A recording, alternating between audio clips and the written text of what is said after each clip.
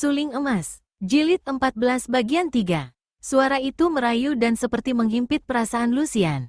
Tidak kuat ia menahan lebih lama lagi, maka sambil berlutut di depan kakek itu ia berteriak, "Orang tua, aku mengaku kalah. Kau bunuhlah aku, tak perlu menyiksaku dengan kata-kata." Lucian lalu menangis terseduh-seduh.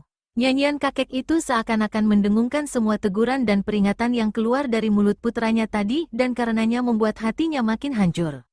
Teringatlah ia akan kesesatan hidupnya dan sadarlah betapa dirinya rindu akan kehidupan yang wajar sebagai manusia biasa dalam sebuah keluarga bahagia selama ini. Suara yang terhenti. Dengan gerakan tenang kakek itu menyandangkan alat musiknya di pundak lalu berkata, terasa tersiksa karena sadar akan dosa-dosanya adalah baik. Yang sudah lalu sudahlah, biarlah perbuatan jahat tidak diulangi lagi. Biasakan diri tidak menyenangi perbuatan jahat. Penderitaan dalam hidup adalah buah daripada perbuatan jahat yang menjadi pohon tanaman kita sendiri. Orang yang bersengsara, bukankah engkau yang disebut Tok Xiaokui? Tiada permusuhan di antara kita, mengapa kau datang-datang menyerangku dan kini minta kubunuh? Lucian mengangkat muka memandang, akan tetapi tidak kuat ia menentang pandang mata kakek itu lama-lama, maka ia menunduk lagi dan tetap berlutut. Semua orang di dunia Kang Ou memusuhiku, mengapa kau tidak? Sudahlah. Tak perlu bermain-main denganku, orang tua. Kau terlalu sakti bagiku, aku mengaku kalah. Lekas kau turunkan tangan maut menghabisi riwayatku, aku pun sudah bosan hidup. Akan tetapi kakek itu tertawa perlahan. Mengatasi kemarahan dengan kesabaran, mengatasi kebencian dengan kasih sayang, mengatasi kesombongan dengan kerendahan hati, mengatasi kebohongan dengan kebenaran, mengatasi kejahatan dengan kebajikan. Ah, Tok Xiaokui, penyesalan menyesak dadamu. Itu tandanya kesadaran sudah mulai muncul. Tumpahkanlah penyesalanmu dalam pengakuan agar tidak menyesak dada dan menjadi lapang untuk kau bertobat. Kini Lucian memandang penuh perhatian kepada kakek itu dan naiklah seduh sedan di kerongkongannya ketika timbul dugaan hatinya. Kau, Bu Xiansu, kakek itu tersenyum dan mengangguk. Kau tahu bahwa aku bukan musuhmu, bukan musuh siapapun juga. Anak baik, bersediakah kau kembali ke jalan terang? Suara ini demikian tenang dan penuh rasa kasih sayang, seakan-akan suara seorang ayah sendiri yang penuh perasaan iba. Lucian menjadi terharu, lalu menubruk kaki orang tua itu dan menangis. Kemudian berceritalah Lucian, menceritakan semua pengalamannya yang membuat ia dimusuhi semua orang Kang Ou, semua perbuatannya dalam mengabdi kepada nafsu-nafsunya.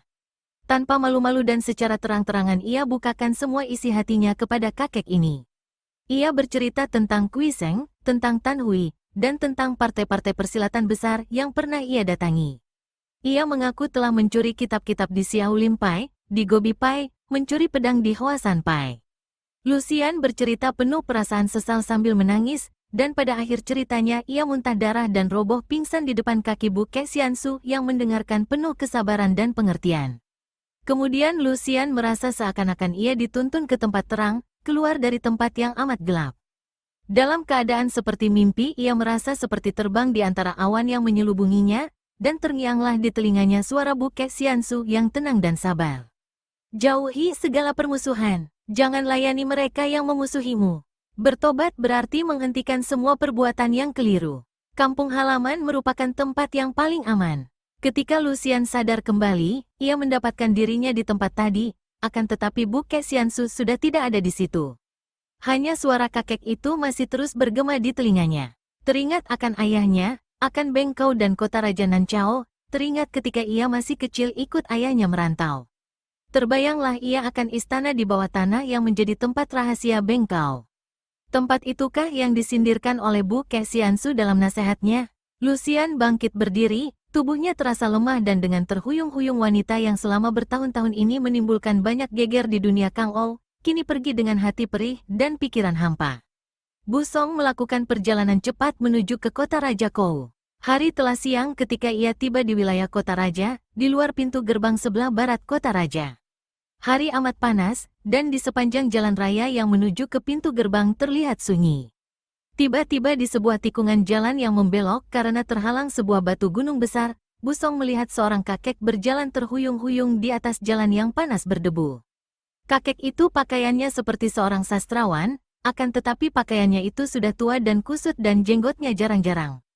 Tangan kirinya memegang sebuah kitab kecil dan sambil berjalan terhuyung-huyung kakek itu menyanyi. Busong mengenal kata-kata yang dinyanyikan itu sebagai sebuah sajak dari Pujangga Lipo. Meneguk secawan anggur merah di antara bunga-bunga di taman indah. Tiada kawan, hanya bulan. Wahai bulan, mari minum temani aku. Kita bertiga, aku, bayanganku, dan engkau. Kakek itu terbatuk-batuk, berhenti terhuyung memegangi dada, kemudian ia berdongak ke atas sambil mengeluh. Sayang, suling emas tiada padaku. Kalau ada tentu dapat kutiup lagu merdu. Tiba-tiba kakek itu terhuyung-huyung ke depan dan tentu jatuh kalau saja Busong tidak cepat melompat dan memeluk pundaknya. Orang tua, hati-hatilah. Kau bisa jatuh.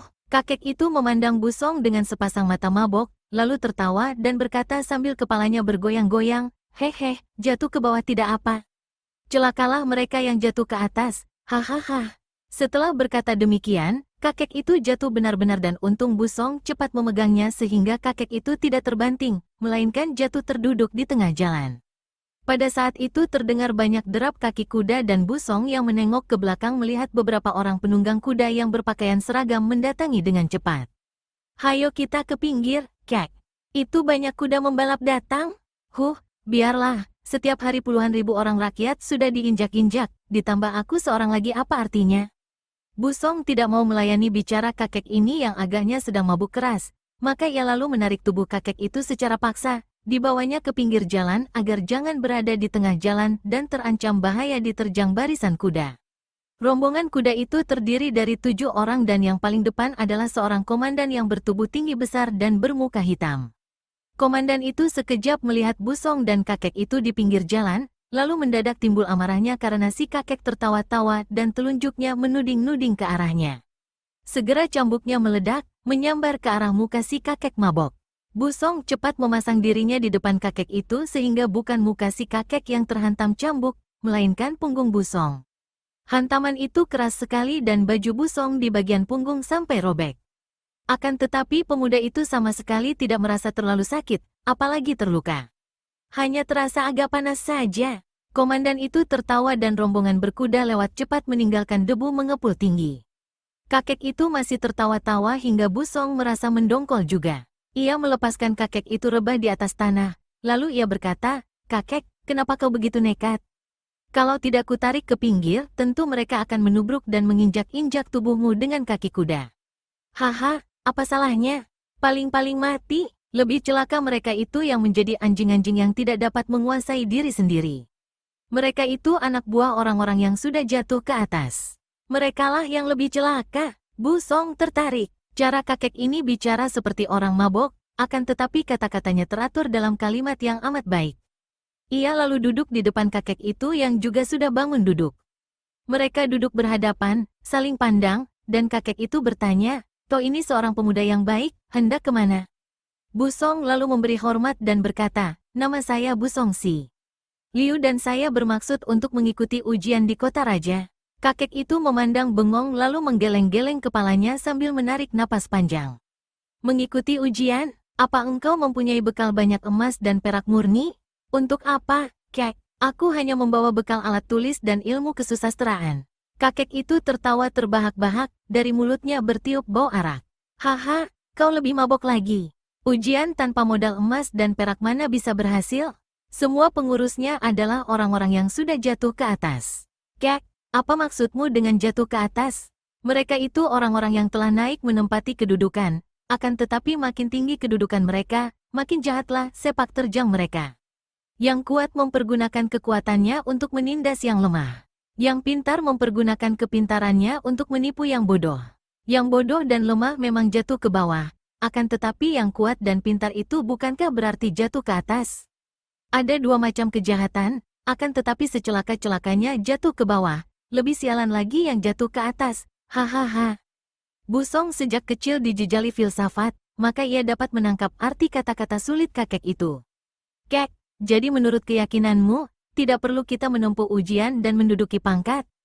Kalau kau ikut-ikut jatuh ke atas, kau keliru sama sekali, Kek. Kalau semua orang terpelajar pendiriannya seperti engkau ini, hanya mengeluh dan menangis, menyanyikan sajak-sajak kosong, meratapi nasib rakyat dan memaki-maki kelaliman para pembesar, apakah akan jadinya? keadaan takkan berubah baik, bahkan makin memburuk.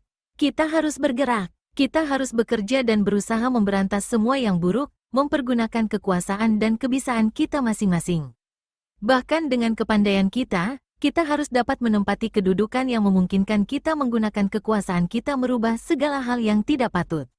Kek, apakah artinya menghafal 10.000 ujar-ujar baik tanpa melakukannya dalam hidup? Lebih baik mengetahui satu saja akan tetapi betul-betul dijalankan dalam hidup. Tiba-tiba kakek itu memandang dengan mata terbelalak.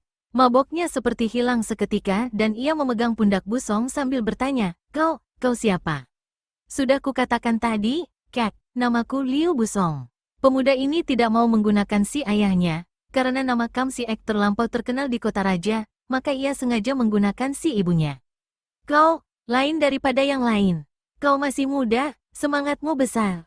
Kau, murid siapakah? Guruku yang terhormat, yang memberi bimbingan kepada saya sejak kecil adalah Kim Mo Taisu.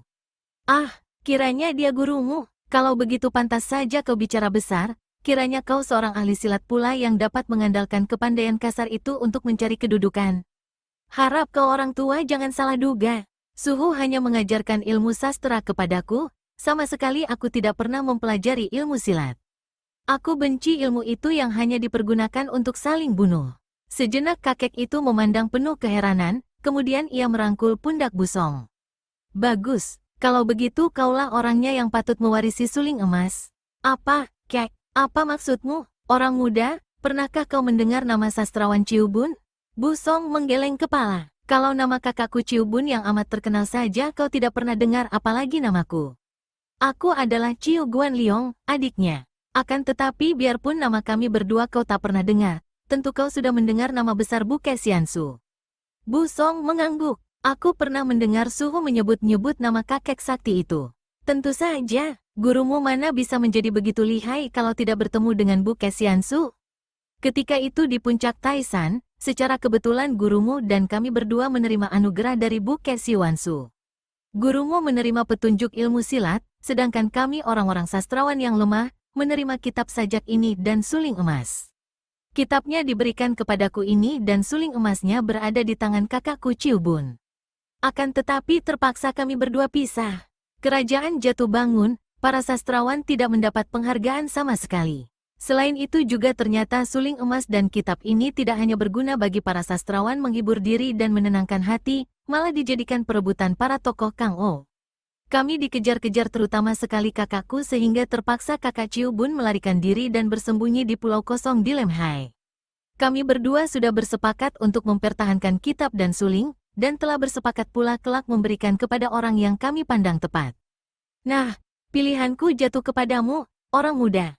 Tidak salah lagi, apalagi engkau murid Kim Mo Taisu. Ah, Tian agaknya sengaja mengirim kau ke sini untuk membebaskan aku daripada tugas menyimpan kitab ini. Kau simpanlah kitab ini baik-baik, dan kelak kau carilah kakakku di Pek Koatu di Lem Hai. Kau perlihatkan kitab ini, tentu suling emasnya akan diberikan kepadamu. Kau minta petunjuk daripadanya, kedua benda pusaka itu kelak amat berguna bagimu. Lekas simpanlah. Kakek itu cepat-cepat memasukkan kitab kecil di tangannya ke dalam saku baju Busong sebelah dalam. Lindungi kitab ini dengan taruhan nyawamu, tergesa-gesa kakek itu memberi pesan ini. Tiba-tiba terdengar derap kaki kuda. Kiranya 7 orang berkuda tadi sudah kembali lagi dan kini mereka meloncat turun dari atas kuda, lalu langsung menghampiri sastrawan tua Ciu Guan Liong dan Busong. Sastrawan itu masih duduk bersila akan tetapi Busong sudah bangkit berdiri melihat 7 orang itu datang dengan sikap mengancam. Si komandan bermuka hitam lalu langsung menyerbu Ciu Guan Liong dan menangkap leher bajunya, ditariknya ke atas dengan amat mudah sehingga tubuh kakek sastrawan itu tergantung. Ah, kiranya kau tua bangka pengemis inilah sastrawan Ciu Guan Liong.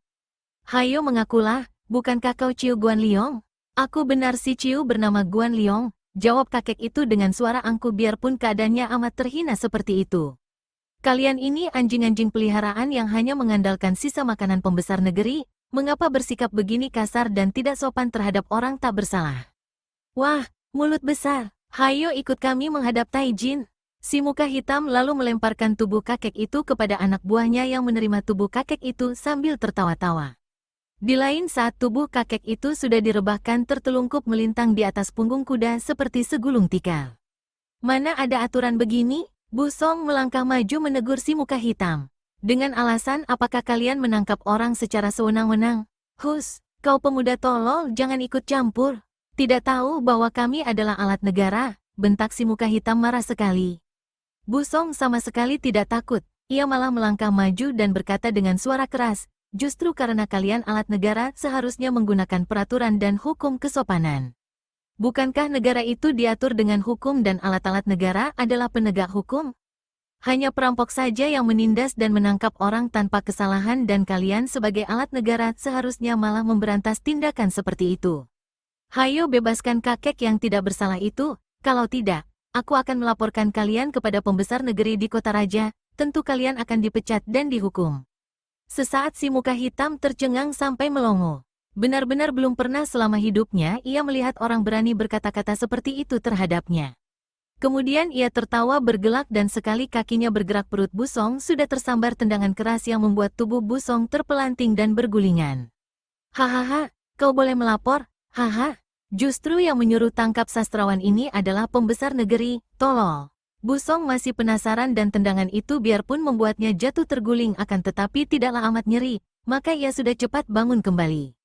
Kalau begitu pembesar negeri yang menyuruhmu itu sewenang-wenang, bentaknya pula. Si muka hitam tertawa dan juga penasaran. Tendangannya amat keras dan ia terkenal sebagai seorang yang kuat. Bagaimana orang muda ini masih sanggup bangun dan malah kini membuka mulut menegur pembesar negeri? Kau menentang, bentaknya dan kini tangan kanannya bergerak memukul, menyambar ke arah muka Bu Song. Pemuda ini melihat jelas pukulan menyambar. Ia kaget dan berusaha mengelak. Kepalan tangan kanan ke arah wajahnya memang dapat ia hindarkan, akan tetapi mukanya bertemu dengan pukulan kiri yang menyusul. Pukulan ini keras sekali dan membuat matanya berkunang. Pada saat itu pula sebuah tinju yang amat keras telah menghantam dadanya, membuat tubuhnya terjengkang dan terbanting keras. 7 orang itu tertawa-tawa, akan tetapi diam-diam si muka hitam heran dan kaget sekali melihat betapa pemuda itu sudah bangun lagi dengan cepat, seakan-akan tidak merasakan pukulan-pukulannya yang dilakukan dengan pengerahan tenaga itu. Diam-diam ia menaruh curiga dan memandang pemuda yang luar biasa kuat menahan pukulan itu yang sudah berdiri tegak lagi, kemudian ia memerintahkan anak buahnya untuk naik kuda dan membawa pergi tawanan mereka. Diam-diam ia merasa jeri juga terhadap pemuda aneh itu. Akan tetapi baru saja ketujuh orang itu meloncat ke atas kuda sambil tertawa-tawa, suara ketawa mereka berubah menjadi jerit-jerit mengerikan, dan mereka semua termasuk si muka hitam terlempar dari atas punggung kuda. Ketika Bu Song memandang, ternyata mereka bertujuh sudah putus nyawanya. Darah mengucur dari leher mereka seperti sekawanan lembu dipotong lehernya. 2 bayangan melompat keluar dari balik pohon. Mereka ini langsung menghampiri kakek sastrawan dan menolongnya turun dari atas punggung kuda. 2 orang laki-laki ini berkepala gundul, berpakaian ringkas dengan lengan pendek, usia mereka 40 tahun lebih dan agaknya mereka adalah sebangsa Wesio. Saudara Chiu Guan Liong harap jangan khawatir. Mari kami kawal saudara menghadap ketua kami. Biar ada 100 anjing-anjing macam mereka tentu akan kami basmi semua. Chiu Guan Liong mengangkat kedua tangan memberi hormat. Kehormatan besar, akan tetapi siapakah Jiwi Suhu ini dan siapa pula ketua kalian? Aku tidak ada urusan dengan ketua kalian. Kami dari Hui Tupang, dan ketua kami mengundang saudara untuk diajak berunding. Hahaha, berunding?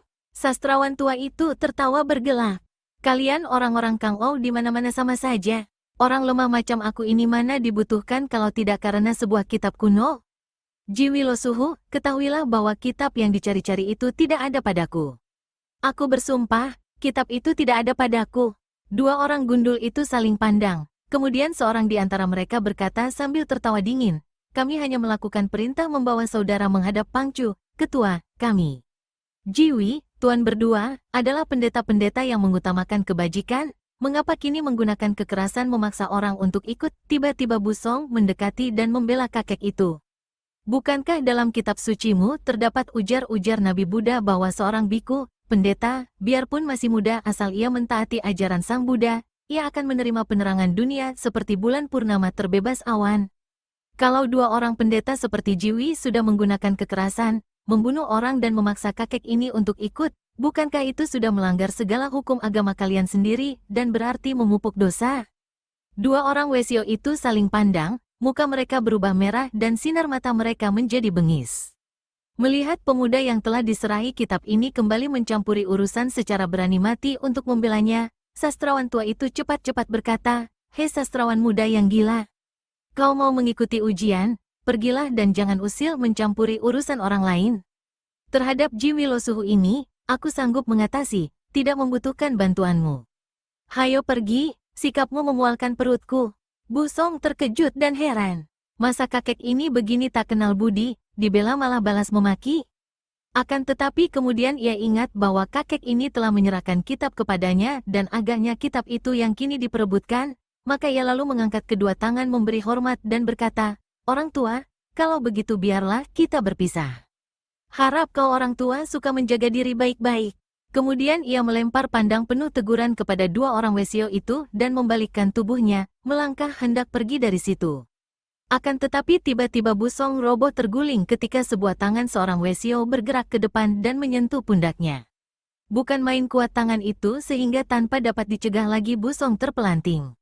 "Nanti dulu, orang muda. Kau pun harus ikut kami. Hei, apa-apaan ini? Jiwi Suhu kalau mau mengajak aku mengunjungi ketua kalian boleh saja. Mari kita berangkat biar aku berunding atau berdebat dengannya." Akan tetapi orang muda ini tidak ada sangkut pautnya dengan urusan ini. "Aku tidak sudi kalau pergi bersama dia. Dia sudah melihat kami hendak pergi bersamamu, maka ia tak boleh hidup lagi. Kalau dia tidak boleh ikut, biar dia kita tinggalkan," jawab seorang Wesio dan tiba-tiba tangan kirinya bergerak. Sebuah benda bersinar terang menyambar ke arah Bu Song dan pemuda yang tanpa disadarinya sendiri telah memiliki pandang mata yang kuat dan tajam itu dapat melihat sebatang golok kecil melayang menuju ke arah lehernya. Akan tetapi karena ia tidak pernah mempelajari bagaimana cara orang mengelak dari ancaman seperti itu, ia menjadi bingung dan pada saat itu, dari arah yang berlawanan, menyambar sebuah benda kecil yang dengan kecepatan kilat melayang dan membentur itu, golok terbang, itu. Kring, golok itu runtuh di atas tanah terpukul oleh sebuah benda yang hanya sebuah batu kerikil saja. Dua orang Wesio itu mengangkat muka dan ternyata tak jauh dari situ telah berdiri seorang kakek tua yang kedua kakinya lumpuh dan berdirinya di atas kedua tongkat yang dipegangnya. Kedua kakinya bersila. Bu Song tentu saja mengenal kakek ini yang bukan lain adalah Kong Lo Sengjin, kakek yang menjadi paman dari ibu gurunya. Biarpun ia tidak pernah menyukai kakek ini yang ia anggap kasar, galak, aneh dan ganas, namun kini ia harus mengakui bahwa kakek ini telah menyelamatkan nyawanya dari ancaman golok terbang tadi. Kong Lo Sengjin, seorang di antara dua Wesio itu membentak. "Kembali kau hendak memusuhi Hui Tupang. Belum lama ini seorang saudara kami kau bujuk membunuh istri Kim Mo Taisu dan kau biarkan ia tewas di tangan Kim Mo Taisu. Haha, salahnya sendiri dia tidak kuat melawan Kim Mo Taisu. Kau yang mengkhianatinya, kau berjanji hendak menghadapi Kim Mo Taisu. Sekarang ternyata kau malah menarik Kim Mo Taisu menjadi sekutumu. Kau curang dan sekarang apalagi yang hendak kau lakukan kepada kami? Wesio tengik. Kau ini orang-orang apa berani bicara seperti itu kepadaku? Aku datang melarang kalian membunuh pemuda ini, dan tentang Chiu Guanliong, dia akan ikut bersamaku, bukan bersama kalian. Hayo lekas menggelinding pergi dari sini. Kong Lo Sengjin orang lain boleh takut kepadamu, akan tetapi kami tidak." Bentakan ini disusul gerakan kedua tangan mereka dan tampaklah sinar berkelebatan.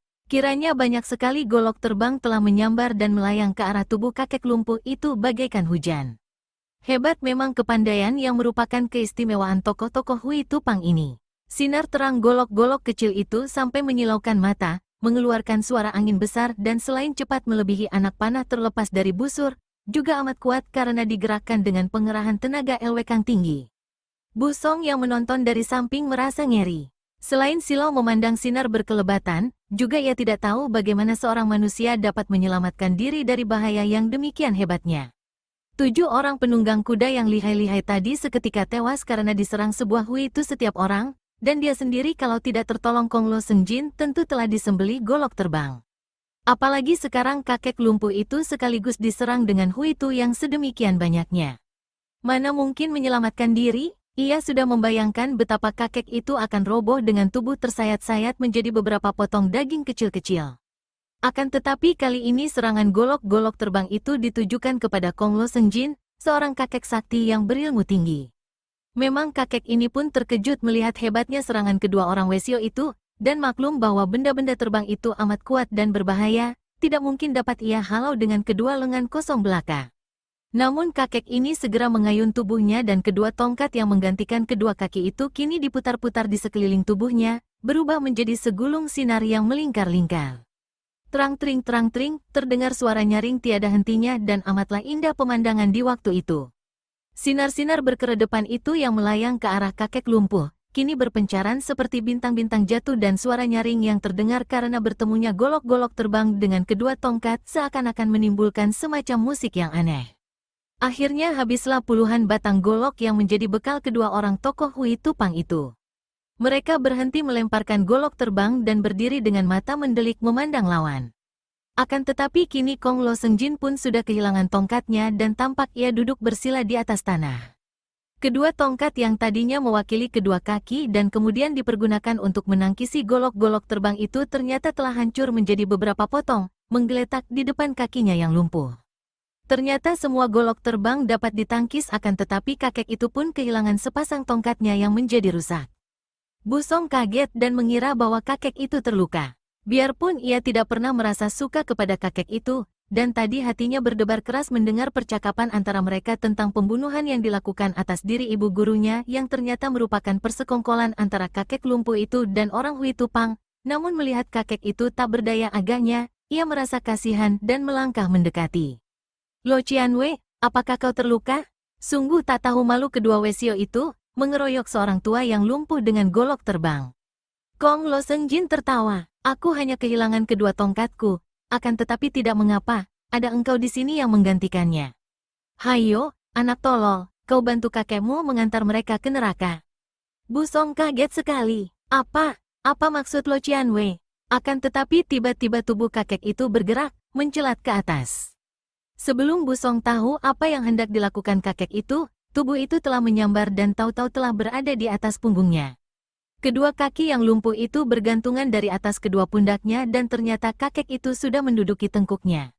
Hayo bawa aku mendekati mereka, teriak Kong Lo Sengjin. Tahulah kini Bu Song maksud kakek itu. Ia hendak dijadikan semacam kuda tunggang karena kakek itu lumpuh dan tidak dapat berjalan. Tentu saja ia merasa tidak suka, apalagi kalau disuruh bertempur. Akan tetapi tiba-tiba ia merasa tubuhnya terdorong ke depan dan tanpa dapat ia tahan lagi kedua kakinya sudah melangkah cepat ke depan. Kiranya kakek sakti itu menggunakan tenaga saktinya untuk memaksa dan mendorongnya.